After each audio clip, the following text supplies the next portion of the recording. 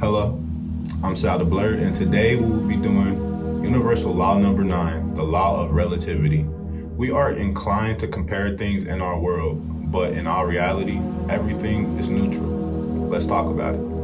Many individuals are hesitant to confront the reality of their lives. Rather than accepting their personal truths, they try to push their reality onto the world around them. However, the truth is that reality is not fixed, and we have the power to take control of our lives. Far too often we live our lives from the external perspective, and this causes us fear of introspection.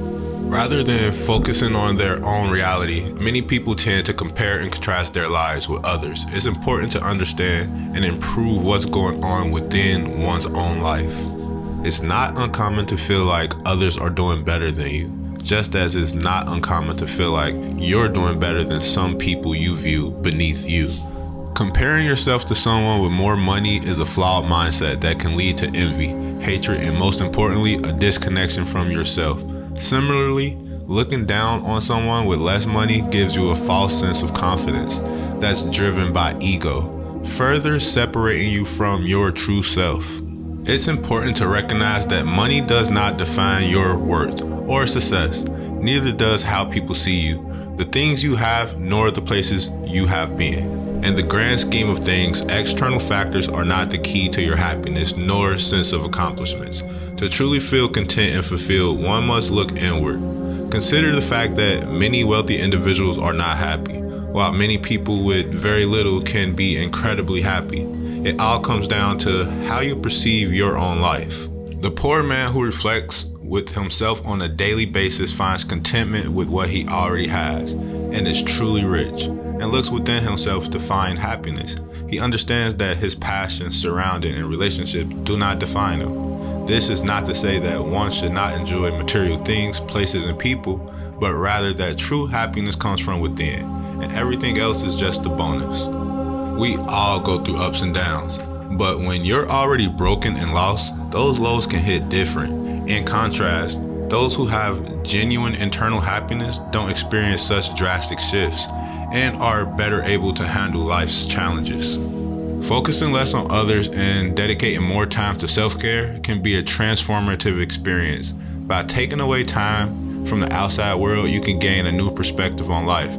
During isolation, you have no one to compare yourself to or feel inferior to, and you're forced to confront your innermost fears and insecurities. This is where you start to understand the law of relativity. Isolation can force you to look inward and confront your suppressed trauma and demons. By facing them, you gain the power to overcome them. They may never disappear completely, but mastering oneself means mastering those inner challenges. Remembering, your outer world is a reflection of your inner world.